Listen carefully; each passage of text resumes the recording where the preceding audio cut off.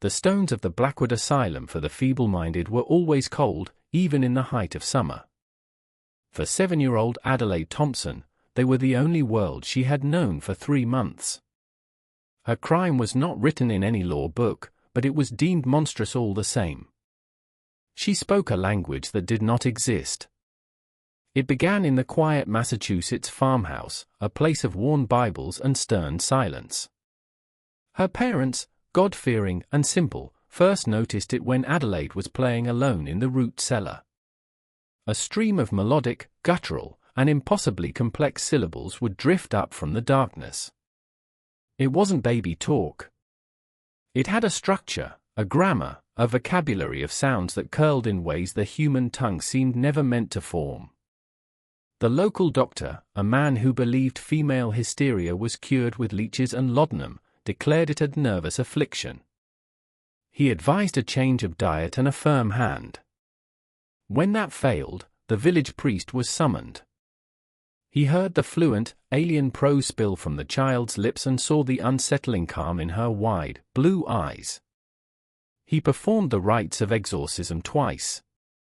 The second time, the candles blew out in a room with no draught, and Adelaide, in a voice that seemed far too old, spoke a single, guttural word that made the seasoned priest cross himself and retreat. That was the end for her family. Fear, thicker than love, sealed their decision.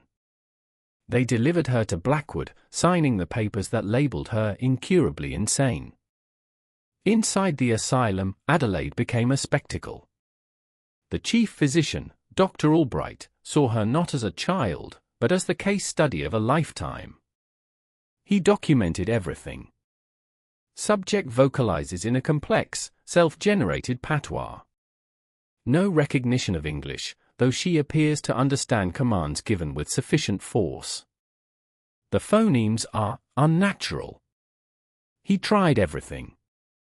Deprivation, cold baths, a diet of bread and water to starve the devil out. Through it all, Adelaide remained mostly placid, speaking her private poetry to the walls, the barred window, the rats that scurried in the shadows. The other inmates feared her. The orderlies crossed themselves when they had to touch her. She was an island of eerie calm in a sea of shrieks and moans. The asylum's darkest secret, however, was not Adelaide. It was its superintendent, a man named Silas Thorne. Thorne was a pragmatist of misery, and he ran Blackwood with a cruel efficiency. One night, during his rounds, he paused outside Adelaide's cell. She was speaking, her voice low and rhythmic. Thorne froze. It wasn't the usual flow of her strange tongue. Woven into the alien words, clear as a bell, were names. His name. The name of his first wife, who had died in a suspicious fall. The name of the bank in Boston where he had a secret account, filled with embezzled funds. A cold sweat broke on his brow. This was no childish babble. This was knowledge. It was as if the language itself was not just words, but a key to things hidden. He began to listen more closely, hiding in the corridor after dark. He never heard English again, but he became convinced the girl was a conduit to something, a truth he could not afford to be revealed. He ordered her moved to a solitary cell in the basement, far from prying ears. Dr. Albright protested, but Thorne was in charge. The truth, the one the video would later call the untold truth, was not a single, dramatic revelation, but a slow, dreadful dawning. Adelaide's language was not from another world, but from a deeply buried one within her own.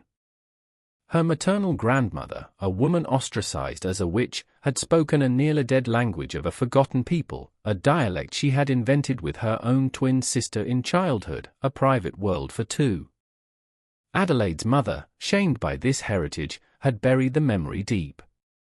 But in Adelaide, it had resurfaced, not as a broken memory, but as a living, fluent tongue. The possession was inheritance.